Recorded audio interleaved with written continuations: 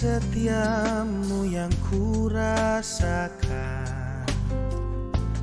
lebih tinggi dari langit biru. Kebaikanmu yang telah kau nyatakan lebih dalam dari lautan. Selamat pagi bagi kita semua.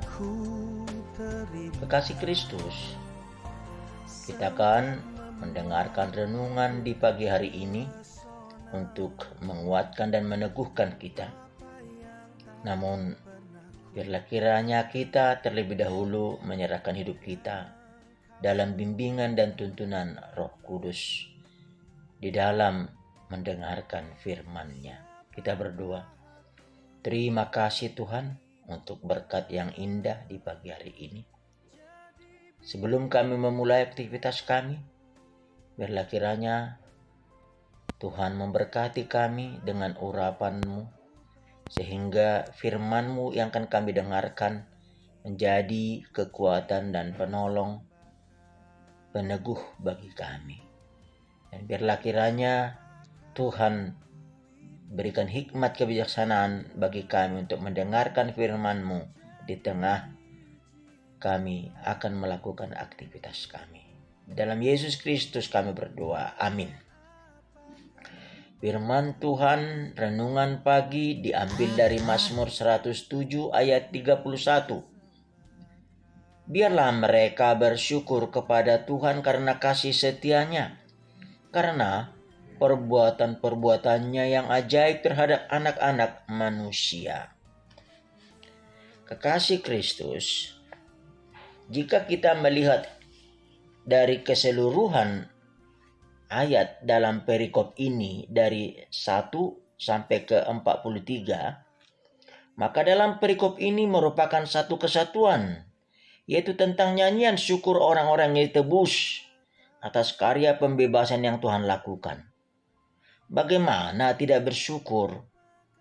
Karena besar kasih dan kemurahan Tuhan Allah terhadap umat yang dikasihinya.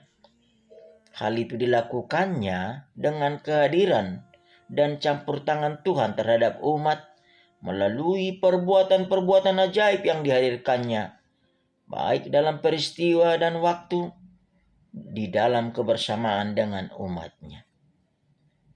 Karena itu kenapa harus bersyukur kepada Tuhan? Jika kita teliti lebih mendalam, maka beberapa ayat dalam perikop ini akan memberikan jawaban atas pertanyaan-pertanyaan dengan menghadirkan penyertaan Tuhan dalam hidup orang percaya. Penyertaannya melalui bimbingan, prakarsa, tindakan dan pertolongan, serta kehadiran Tuhan melalui karya penebusan yang hadir beserta umat-Nya. Terdapat beberapa kata seperti ditebusnya, dilepasnya, dipuaskannya, dikenyangkannya, ditundukkannya, diselamatkannya, disembuhkannya, dibangkitkannya, dikeluarkannya, dituntunnya, diberkatinya, dan beberapa lagi yang lain. Di sana dikatakan bahwa itu adalah prakarsa dengan katanya, hanya karena Tuhan. Nats ayat 31 ini juga merupakan pengulangan dari ayat sebelumnya, yaitu dari ayat 15. Dengan demikian ayat ini merupakan pengingatan kembali sekaligus peneguhan disertai dengan ajakan serta harapan untuk tetap bersyukur atas pertolongan Tuhan yang dilakukan kepada umat yang dikasihi dan diselamatkannya dengan perbuatan-perbuatan yang ajaib. Bahkan pada ayat terakhir di ayat 43 yang menjadi puncak dari peneguhan, dikatakan bahwa hanya orang yang bersyukur yang telah menerima dan menghidupi hikmat serta mensyukuri berkat-berkat Tuhan yang menuntun kepada jalan keluar, serta menyaksikan bahwa hidup adalah kemurahan dan belas kasih bersama dan di dalam Tuhan. Kekasih Kristus, Apa yang dapat kita petik hikmah daripada firman Tuhan yang mengatakan biarlah mereka bersyukur kepada Tuhan karena kasih setianya, karena perbuatan-perbuatan yang ajaib terhadap anak-anak manusia. Nats ini, firman ini mengajak kita untuk berjalan dan menjalani hidup yang tidak kita ketahui apa yang akan terjadi di depan. Siapa yang mengetahui akan terjadi apa di depannya? Tidak ada yang tahu. Esok kita tidak tahu. Namun kita yakin dan percaya bahwa hari esok kita bersama dengan Tuhan. Tetapi hidup orang percaya adalah hidup yang penuh dengan misteri. Hidup yang penuh dengan mujizat Tuhan. Karena dalam iman percayanya dia mengatakan, Immanuel, Tuhan besertaku. Dan ini juga yang menjadi kekuatan bagi kita. Di dalam menjalani hidup kita, kita berkata, Tuhan besertaku. Dan kepada saudara-saudara kita mengatakan, Tuhan besertamu. Dan seluruh komunitas orang percaya mengatakan, Tuhan beserta kita. Perlu hidup bersama dengan Tuhan di dalam peristiwa dan di dalam pengalaman. Nyanyian mengatakan, suka dan derita bergantian memperkuat imanku. Apakah Tuhan hanya hadir ketika kita bergembira? Atau tidak hadirkah dia ketika kita berduka cita? Nats atau bagian daripada pernyataan itu mengatakan, suka dan derita bergantian adalah untuk memperkuat, menambah iman kepercayaan kita. Mungkin ada pertanyaan mengatakan, akan karamkah hidupku, kapalku? Itu terjadi ketika hidup kita dicengkram oleh masalah. Ketika hidup kita penuh dengan liku-liku kehidupan. Kemana aku harus pergi? Moto yang mengatakan, jangan doakan tidak ada badai, tapi doakan kapalmu selamat. Berserulah memanggil nama Tuhan. Karena Tuhan ada. Tuhan beserta. Dia adalah yang omnipresent, yang maha hadir. Dia yang omnipotens, yang maha kuasa.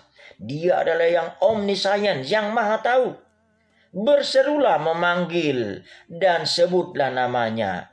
Dia sejauh doa. Rasakanlah kehadirannya bahwa Tuhan beserta engkau. Tuhan beserta kita. Kasih Kristus. Fakta. Allah sedang bekerja. Mendatangkan kebaikan karena Allah itu kasih. Tuhan sedang mengajar. Membentuk dan menempa yang dikasihinya. Yang bertujuan supaya kita ternyata didapatinya setiap tahan uji. Agar kita memakai kesempatan waktu dan pemberiannya menjadi berkat. Agar kita semakin matang dewasa, kuat, tangguh dan teguh dalam menghadapi apapun gelombang.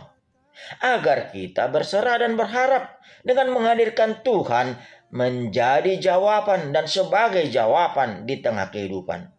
Agar kita berkarya dan bersaksi dan mengkaryakan hidup kita menjadi bagian daripada syukur sebagaimana dinyatakan dalam nats yang telah kita dengarkan tadi. Kita bagian daripada syukur. Kita hidup menjadi firman yang nyata. Jamita namangulu. Itulah mujizat di tengah kehidupan. Biarlah kita bersyukur kepada Tuhan karena kita telah menerima kasih setianya, perbuatan-perbuatan yang ajaib di tengah kehidupan kita. Amin. Terima kasih Bapa Surgawi, firman-Mu mengingatkan kami untuk kami senantiasa menjadi hidup yang bersyukur, hidup yang menghidupi kasih setia-Mu, hidup yang menerima perbuatan-perbuatan ajaib di tengah kehidupan. Biarlah kami di tengah kehidupan kami, dalam pekerjaan, dalam pelayanan, dalam perjalanan atau apapun aktivitas kami, senantiasa kami menjadi bagian yang bersyukur dan menikmati berkat-Mu. Dalam Yesus Kristus kami berdoa. Anugerah Tuhan Yesus Kristus, kasih setia Allah Bapa, dan persekutuan Roh Kudus menyertai-Mu. Amin. Kasih Kristus, marilah kita melakukan aktivitas karya kita dalam penyertaannya sembari bersyukur kepadanya. Selamat bekerja. Shalom. Itu yang kau sediakan bagiku. Siapakah aku ini Tuhan? Jadi biji mata-Mu. Dengan apa kan ku balas Tuhan, selain puji dan sembahkan?